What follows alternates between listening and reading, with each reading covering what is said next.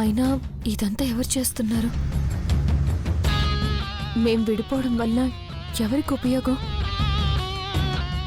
మానసి ఏమన్నా చేస్తుందనుకుందామంటే తనకి గౌరవ్తో పెళ్ళైపోయింది. నా మీదేదో కోపంతో ఉండొచ్చు కానీ మమ్మల్ని విడదీయాల్సిన అవసరం అయితే లేదు.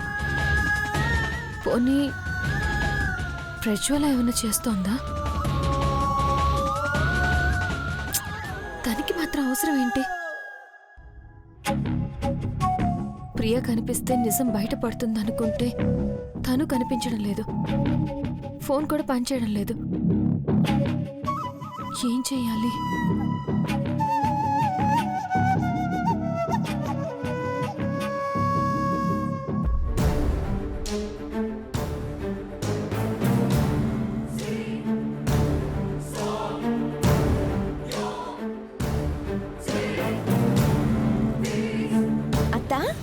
నువ్వెప్పుడొచ్చావు?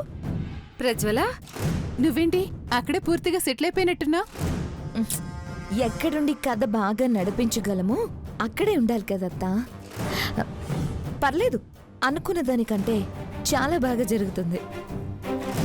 అనుకున్నది చేయగలవనే కదా నిన్ను రమ్మని చెప్పింది.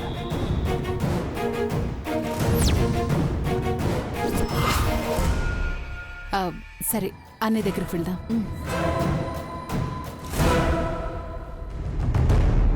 Hi uncle. అమ్మా ప్రజ్వల, బ్రాహ్మణి వాళ్ళు రాలేదమ్మా? వస్తున్నారు అంకుల్. ఇక్కడేమైనా అవసరం ఉంటుందని ముందుగా నేను వచ్చేసాను.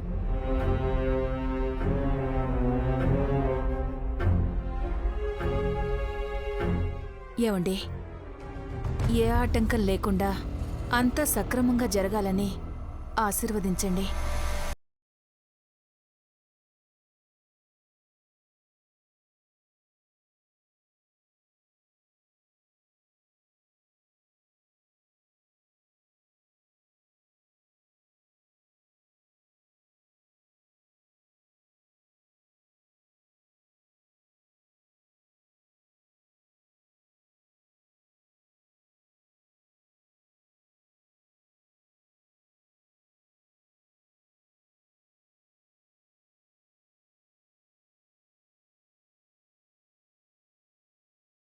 అలా ఉన్నా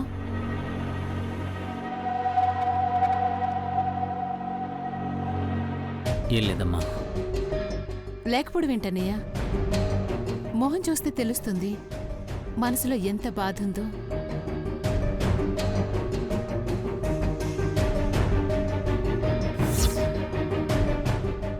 అయినా దేని గురించి ఎక్కువ ఆలోచించొద్దు, టెన్షన్ పడద్దు. అప్పుడే తొందరగా కోలుకుంటావని డాక్టర్లు చెప్పారు కదా. ఇంకా దేనికోసం ఆలోచిస్తున్నావన్నయ్య? దేనికోసం అంటే ఏం చెప్పంటావమ్మా? ఏదో ఒక సమస్య ఉంటే ఇది అని చెప్పొచ్చు.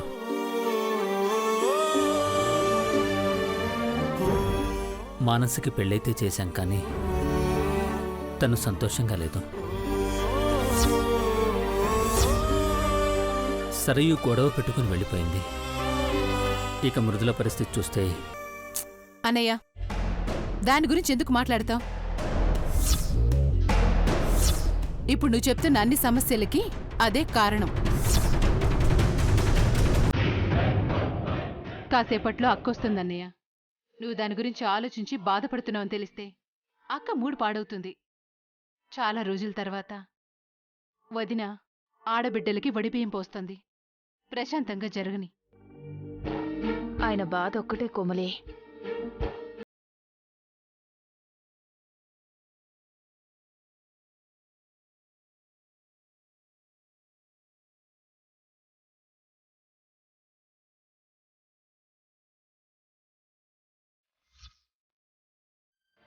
వదినా, నీకు అక్క గురించి తెలుసు. ఆ మృదుల ప్రస్తావన తెస్తేనే రగిలిపోతుంది. అది ఇల్లు వదిలిపోయాకే కాస్త ప్రశాంతంగా ఉంది. దాని గురించి అసలు మాట్లాడొద్దు వదినా. మాట్లాడితే దాని తలరాత మారుతుంది అంటే ఎప్పుడో మాట్లాడుండేదాన్ని కోమలే.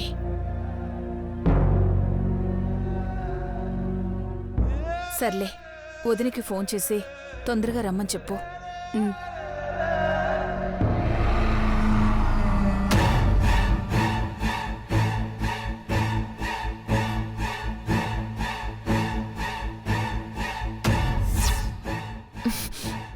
ఇంకా దాని మీద సాఫ్ట్ కార్నర్ పోలేదు చూడత్తా. అదెప్పటికీ పోదు ప్రజ్వల. అదుంటేనే వీళ్ళకి సంతోషం, దాన్ని చూస్తేనే వీళ్ళకి ప్రశాంతత. అసలు సరయుకి గతి పట్టడానికి అదే కారణం. వదలనత్త. సరయుకి గతి పట్టడానికి కారణమైన వాళ్ళని ఎవ్వరిని వదలను. ఒక్కొక్కరికి ప్రశాంతత లేకుండా చేసి ప్రాణాలు పోయేలా చేస్తాను.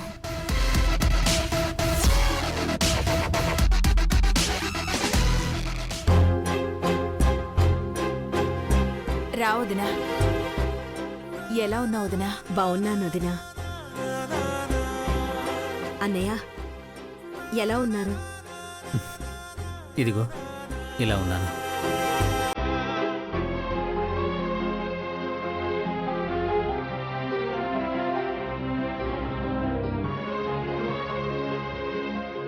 ఏమ్మా మానసి, ఈ నాన్న మీద ఇంకా కోపం పోలేదా?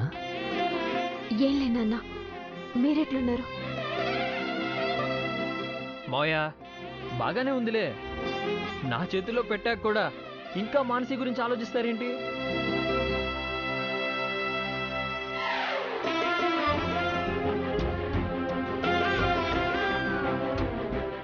ఏంద్రని చేతిలో పెట్టేది? చీపుర కట్ట.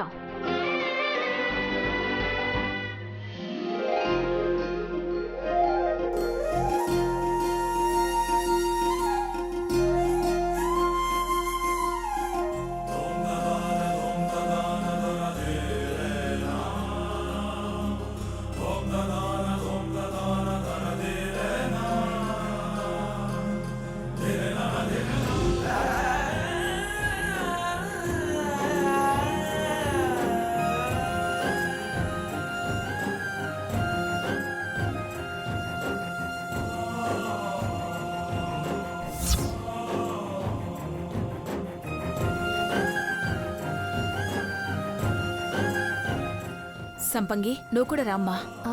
వదినా, సంపంగికి ఇంకా పెళ్లి కాలేదు వదినా.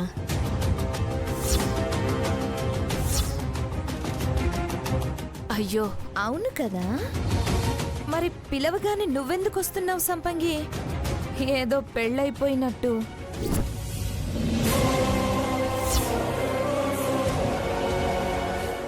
సంపంగినేమనద్దు ప్రజ్వల.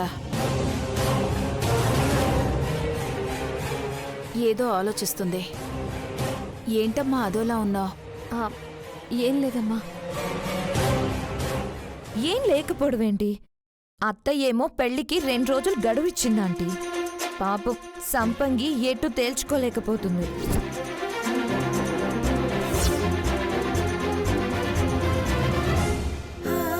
ఇంకా దాని గురించి ఆలోచిస్తున్నావేంటమ్మా? ఏ వయసులో జరగాల్సిన ముచ్చట ఆ వయసులో జరగాలి కదా. ఇంకేమీ ఆలోచించకుండా వదిన మీద నమ్మకంతో పెళ్లి చేసుకో, సరేనా? చాలా మంది పరిస్థితి స్వర్గానికి నరకానికి మధ్యలో ఉంటుంది. కానీ నీ పరిస్థితి నరకానికి మధ్యలో నలిగిపోతుంది కదా. ఇది స్టార్టింగే బంగారం. ముందు ముందు ఇంకా చాలా ఉంది. సరే వదినా, టైం అవుతుంది. ముత్తైదుల్ని పిలిస్తే మొదలు పెడదాం. అలాగే కోమలి.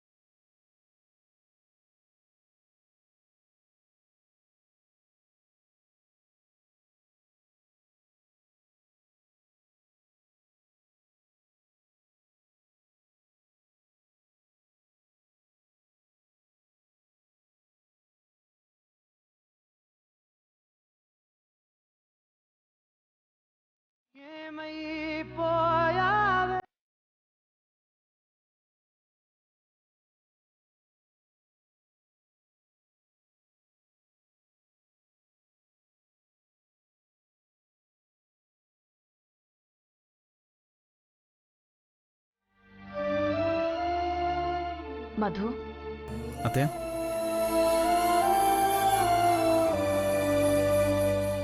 ఇందాక అమ్ముందని ఏం మాట్లాడలేదు. మృదుల విడాకులు పంపించిందని ఏదేదో అంటున్నారు. ఏం జరుగుతోందయ్యా అసలు? ఏం జరుగుతుందంటే నాకేం తెలుసు అత్తయ్య. నా చేతిలో ఏముంది చెప్పండి. తనే విడాకుల నోటీస్ పంపించింది. తనే విడిపోవాలనుకుంటుంది. లేదయ్యా, కలలో కూడా దానికి అలాంటి ఆలోచనలు రావు. నా చేతుల మీదుగా దాన్ని పెంచానయ్యా. నా బిడ్డ ఎలాంటిదో నాకు తెలుసు. నేను తెలుసని అనుకున్నాను అత్తయ్య. కానీ తెలిసింది వేరు, జరుగుతుంది వేరు. అసలు ఏం ఆలోచిస్తుందో ఏం చేస్తుందో చెప్పదు. తన ఇష్టానికి అన్నీ చేస్తుంది. చిన్న చిన్న వాటితో మొదలై ఇదిగో విడాకుల వరకు వచ్చింది. నువ్వు ఎన్నైనా చెప్పయ్యా, మృదుల నిన్ను వదిలేస్తుంది అంటే నేను నమ్మను.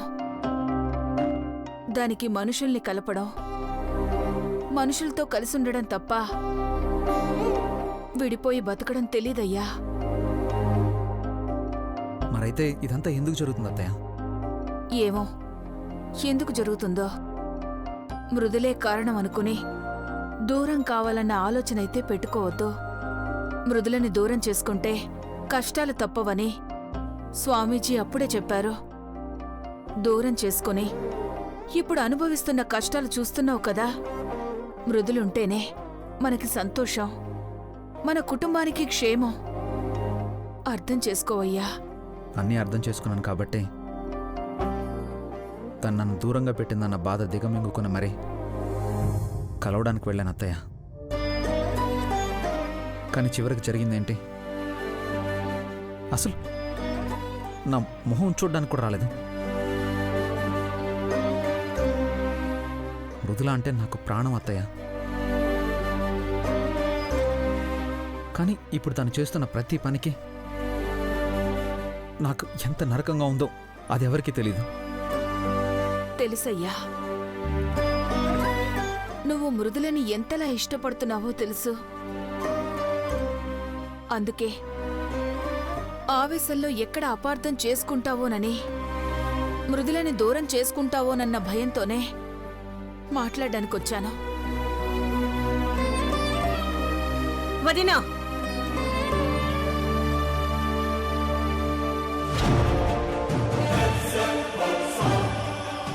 ఎందుకు వదినా ఆ దరిద్రం గురించి మాట్లాడుతున్నావు?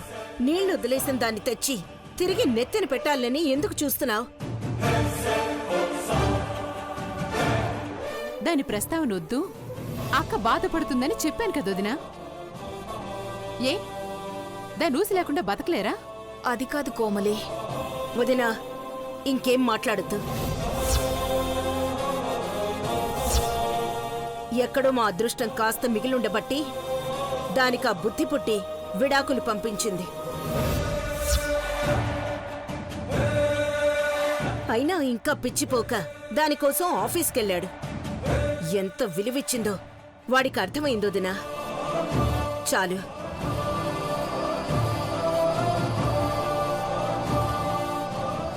ఆ విడాకులేవో తీసుకొని వాడికి నచ్చినట్టు వాడు బతుకుతాడు. వదినా, ఇక దాని గొడవేం వద్దు. చెప్పేది అర్థం చేసుకో. ముత్తైదువులంతా వస్తున్నారు. మొదలు పెడదాం పద. అలాగే పదొదినా.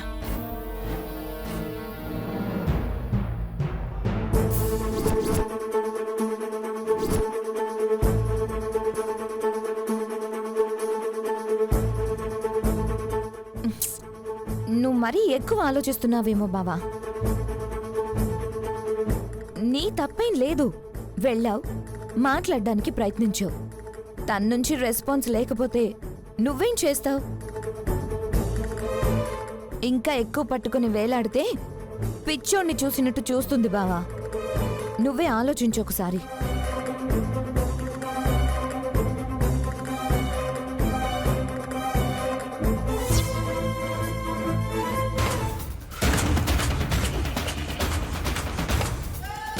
ఇంకా ఎంతో కొంత సాఫ్ట్ కార్నర్ ఉంది.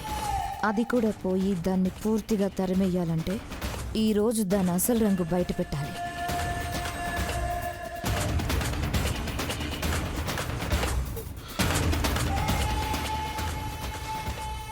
ఇప్పుడే ఇంటికొచ్చింది. అమ్మ అత్త వాళ్ళకి ఒడిబియ్యం పోస్తుంది. ఇంకా దాని గురించి అడుగుతావేంది? ఎట్లా వదులు దాని చూసిన అదే బావకి విడాకులు పంపించింది. ఇంకి జన్మకి దాని మొహం చూడాల్సిన పనే లేదు. దరిద్రం పోయింది పో. నేను మళ్ళీ ఫోన్ చేస్తానండి.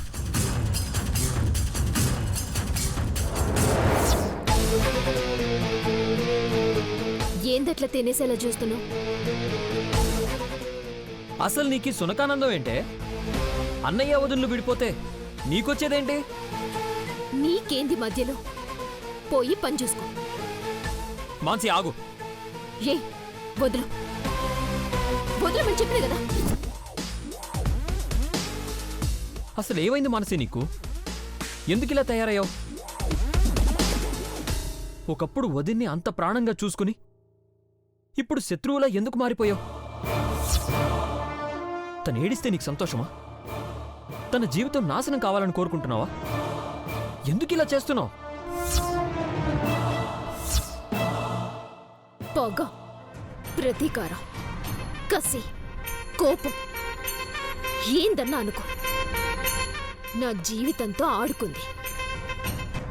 మా అత్తకి మనశ్శాంతి లేకుండా చేసింది. అది మా ఇంటికి పట్టిన దరిద్రం. అది పోతేనే నాకు మనశ్శాంతి.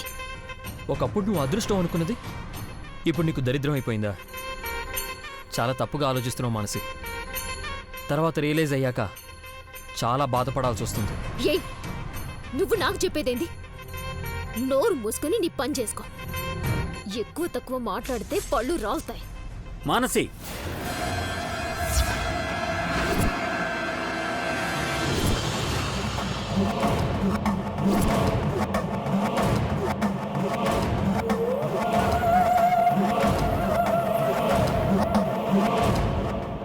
మోయ, ఫంక్షన్ ఏర్పాట్ల గురించి మాట్లాడుతున్నావు మోయ. నేనంతా విన్నాను.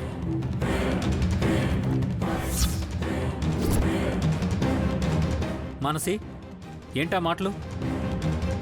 తాళి కట్టిన భర్తతో మాట్లాడాల్సిన పద్ధతి ఇదేనా?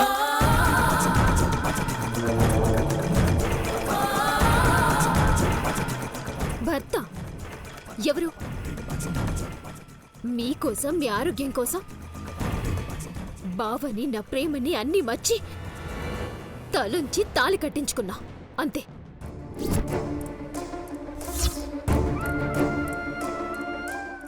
అయినా మనసుని రాయిని చేసి మెడలోంచి తాళి కట్టించి భర్త బంధం అంటే దీనికెట్లా తెలుస్తుంది నాన్న? నేనొక రాయిని, నా మెడలో ఇదొక తాడు అంతే.